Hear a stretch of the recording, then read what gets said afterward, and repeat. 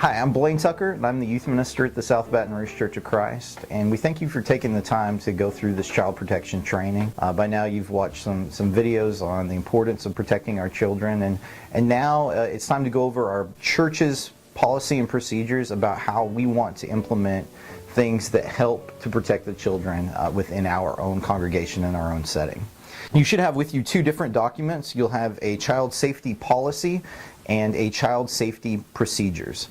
These are divided into two separate documents for one simple reason, and it's this. The policy should remain the same no matter what, and the procedures will vary from time to time as situations arise within our congregation, as our facilities change, or as new needs come to light. If you look at your policy, it's very short. And it's short because it says one simple thing, that we believe that abuse of any kind is wrong for moral, ethical, scriptural, and for legal reasons. And we will stand against abuse in any way, and we want to make our church as safe as possible to prevent anyone from experiencing those type of abuses within our context. There are other definitions of different kinds of abuse, physical abuse, neglect, sexual abuse, emotional abuse, and abandonment, as they are cited in the code. And I encourage you to read through these and our wording, but at the end of the day, the most important thing this thing says is abuse is bad, and we want to do what we can to stop it from happening. The next document that you should have is the child safety procedures. This one is a lot more complicated and specific in terms of how all of these things are applied within our church context. Whereas the policy will stay the same, the procedures may need to vary from time to time. As we sat down to build this set of procedures and what was going to be necessary for our congregation, we had to take several things into account. The first one is, what are the community standards? We want everyone who comes to our church, from whether a passerby or off the street or somebody who's visited other churches of Christ before, to have a sense that they know we are going to provide a safe environment for their children. They're used to going to schools. Their kids are on little league teams. Their kids are involved in other settings where children are watched and monitored, and we want at a bare minimum that our congregation matches the standards of safety within our community. And hopefully we make them even more safe than they might be in some of those settings. That creates quite a challenge because really the safest experience is going to be to not have any contact with other individuals. And yet we are a church, and we're trying to do ministry, and we're trying to bring people closer to Jesus, and that requires a great deal of interpersonal connection. And so while we want to keep them safe, we also need to minister to them. And so we need to find a place of safety where that ministry can take place. There are some challenges to implementing these type of procedures in our congregation. One is that we are not an extremely large congregation, and so we feel like we pretty much know everybody, especially if you've gone to the South Baton Rouge Church of Christ for a long time. You have a sense that you know the people here and their stories, that you have a lot of friendships, that you know very well the people that sit near you in the worship service and the people in your life groups, and you see faces consistently every week.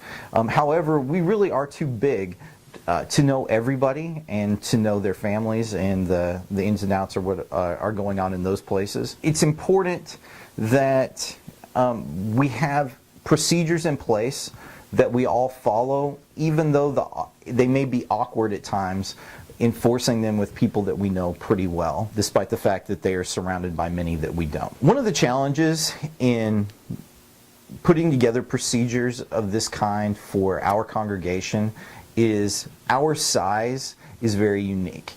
We still feel like a small congregation. We know, we have a sense, if we've been here for a number of years, that we know everyone. It is common for us to pass by almost everyone on a regular basis. We know the kids in our our children's Bible classes. We've had a lot of varied experiences with people, and we can feel very, very close. And yet we're too big for that to actually be true of all of our relationships in the congregation. We truly do not know everyone. There are a lot of people that come and go that we don't know as individuals. And so it's important for us to have procedures that are in place that are followed in all settings, whether it's easy for us when it's a setting of protection involving a stranger or someone that we don't know very well. But it's going to be important to follow those procedures even when it's our friends or people that we interact with on a regular basis. Procedures of this type are only useful when they are all followed. A chain is only as strong as the weakest link, and we want to work as a group to maintain a unified front against all types of abuse. The title of this document is Child Safety Procedures. It could just as easily be called Volunteer Protection Procedures. At our current time, an accusation is almost as damaging as getting caught doing something illegal. The accusation of abuse is something that you want to fight against at all costs. Because of the current political situation and because of abuses that have happened in recent years in churches across the world, it's important that we have procedures that keep accusations from even being made. We want to have situations where there can be no implication, nothing can be misinterpreted or misread. We want everything to be out in the open and safe. So these procedures are not only for protecting our children, but they are for protecting you from an untrue accusation. The best protection for you is to have no contact with others. But in a ministry environment, that's not going to be possible. The next best protection is going to be to say there was no opportunity. And that's why throughout these procedures we have a two-deep rule, where there is another person that is an unrelated adult that is also working with you, that we have background checks in place, that we have windows in all of our rooms. All of that is to help create an environment where there is no opportunity for something to happen. Okay. As we look through this document, the first portion is definitions, and these are definitions that will be used multiple times throughout the document. An approved adult is the most important one. It's an adult 18 years or older who has had a background check performed and has been approved to work with youth or children at the South Baton Rouge Church of Christ. After you have completed this training and your background check has gone through, you will be placed on a list of approved adults and will be able to work with the children in this congregation. The background check is an inquiry of past legal convictions, particularly of sexual offenses. The background check controller is a person who collects those background checks and enters them in. We don't let that information be placed in anywhere that it can be easily seen or read. So that is controlled by one person, and currently I do that. A child is a young person from newborn through 5th grade, or newborn through age 11 approximately. Technically, in legal reasons, a child is anyone under the age of 18. But in our setting, there are some differences between someone in the elementary program versus someone in the youth program. And so we have divided those two between child and youth. Whereas you'll see later, a youth is a person in grades 6 through 12, or someone who is age 11 through 17. And that's going to be necessary as we talk about some of our class procedures. Touching on a few of these definitions, the document administrator is the person who oversees the policy and procedures documents and ensures that they're being complied with and are being regularly updated so that they are current and useful in our congregation. If you skip ahead a little bit, the incidents response team is going to be a team appointed by the elders that responds to allegations of abuse within SBRCC. I will explain a little bit more of this later, but it is a team that will be put together in the case that an allegation is made against someone in our congregation. OCS is the Office of Community Services. In other states, it's referred to as the Child Protective Services. If there is an allegation of abuse, reporting would need to be made to the Office of Community Services, OCS. A teenage worker is a volunteer church member, age 15 to 17, and we have teenage workers that often serve as helpers in some of the elementary school classes. And the youth worker is a volunteer church member who's an approved adult that works with the youth ministry specifically. Let's move on to the general guidelines on page 3. Children should not be left alone in classrooms at any time. An approved adult must always be in the classroom with the children. The second, there will always be at least 2 unrelated approved adults in each classroom or a window in the classroom door. It is always best to have a class being taught by 2 people, or a teacher and a tour guide, or a teacher and a helper, but that there are always 2 approved adults in the classroom that are unrelated with each other to help. There are times, though, that someone will need to leave the classroom or take a child to their parents or somewhere else, and in that event, we have windows in the doors that also serve as a form of protection, that anyone could walk by at any time, particularly our hall monitors, to observe what is happening in the classroom. All children from 3 years of age through 3rd grade must be picked up from class by his or her parent or by an adult for whom the teacher has a written approval by the parent. There's a document for each class where different parents can be listed and different adults can be listed as approved adults to pick up the child and take them to their parents. But children should not be given to someone who is not their parent or is on that list. And this is one of those that is also very difficult within our congregation. When you know children are friends with the other families, it can be hard to say, no, you can't go with them, or you can't go with this big brother or sister, even though you know the situation is okay. By complying with this guideline, you have grounds for not giving a child that you don't know into a situation that you're uncomfortable with. So, or a situation that might be unsafe, or it is a divorce situation where a parent is trying to trick you and leave with the child when it's not their allotted time. There are a lot of things that can go wrong on this, and by being consistent in complying with this, you help protect our children. Nurseries, classrooms, and teaching areas should never be locked while in use. A light should remain on. The teacher has the discretion to dim or turn off the lights when used for temporary educational purposes. When the lights are dimmed or turned off, there must be at least 2 unrelated adults in the classroom. This is going to go with also covering the windows in the next item.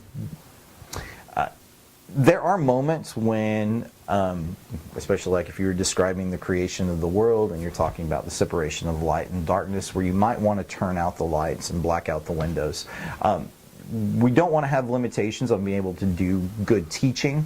However, there should always be 2 approved adults, and those type of situations should be well organized and well monitored. Any room usage must be approved by the records and room assignment supervisor and the education coordinator to assure there is adequate staffing and that each room is age appropriate. It can be very tempting to need to have a special class or to work on a special project and just take an open room. However, that should be you should consult with the room supervisor and the education coordinator to make sure that that's okay, and that there's adequate resources to make sure that can happen. And that if anyone were to question why you were in there, it would be clear to all involved that you were doing something that was approved. All classrooms should be locked after usage. This is another one of those settings in saying there was no opportunity to be accused of something. Either there are two unrelated adults in the classroom, or the classrooms are closed up and locked and everything is shut down. Make sure to please lock the classrooms when you're done teaching your classes. Restroom visits and diaper changing procedures. Children are to be escorted to the restroom by 2 approved adults. Often we have hall monitors that can serve as the additional approved adult. Children are not allowed to watch or share stalls while another child is using the restroom. Diaper changes must be done by an approved adult in a visible area with at least one other adult in the room. And diaper changing procedures should be posted in the nurseries at all changing stations. Part C, event planning and approved activities. A volunteer who sponsors a church event or outing must notify the education coordinator or youth minister of the activity. If a volunteer is unsure if the event would be considered a church activity, the education coordinator or youth minister should be contacted for clarification. Okay, this is one of those areas that things get very hazy. For something to be considered a church activity and for something to be a personal activity, the line can be blurred quite often.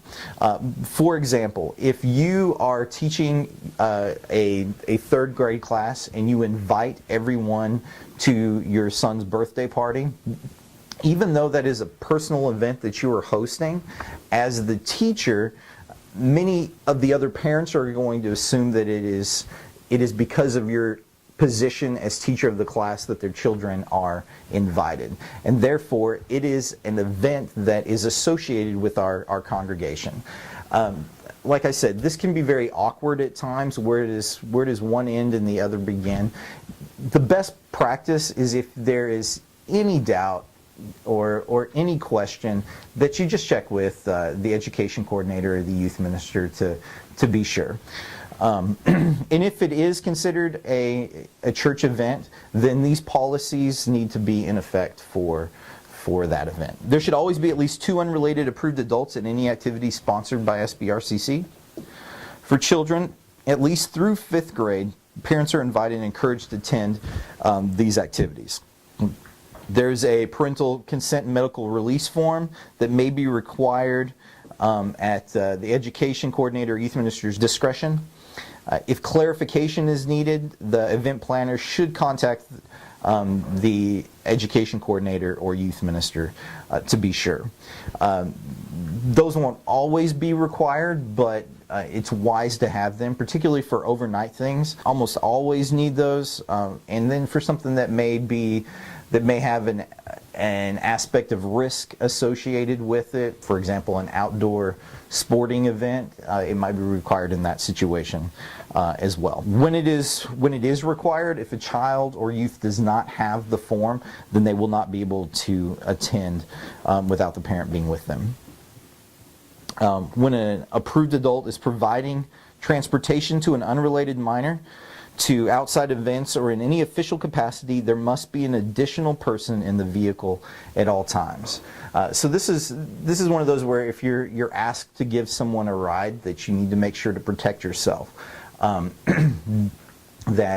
if you give multiple children a ride, that there's not a situation where there's one person left in the vehicle alone with you for the duration of the travel time. I've had situations where I've needed to go quite a distance out of my way to drop off the individual person, just so that at the very end I could drop off multiple people at the same location. So some coordinating, some planning needs to be done when driving children or youth. Due to the specialized nature of youth ministry, youth workers may have circumstances where they have individual ministry time alone with youth. Individual ministry time with youth should take place in public areas, but in all cases caution should be exercised in regards to youth safety and appearance of impropriety. If transportation is involved in youth ministry, parental consent must be given in all instances. However, in no circumstances should an adult be alone with a youth of the opposite sex. Okay, this is one of the necessary aspects of doing ministry, and that there are conversations that are not done best in a group setting, and one-on-one time might be required. In that case, it should never be with the opposite gender, particularly because it can be very quickly misconstrued and misunderstood. That is an absolutely important area for protection of yourself. Do not be alone with someone of the opposite gender. Once again, I want to thank you for going through this training and taking the time to prepare to be a volunteer in our children and youth ministries. There is nothing more important in our congregation than making sure people know about Jesus Christ. And our children are our most valuable resource. So many people become Christians before the age of 18, and we want to make sure that we do the best job possible for those children. Part of teaching them is going to be making sure that they're safe, and the environment that they come to hear about Him in is a secure place with trusted individuals that are there to take care of them. By maintaining a unified front, by working together to follow and comply with these procedures, we make sure that our church is that kind of place where they can know Him and they can grow closer to Him. God bless you.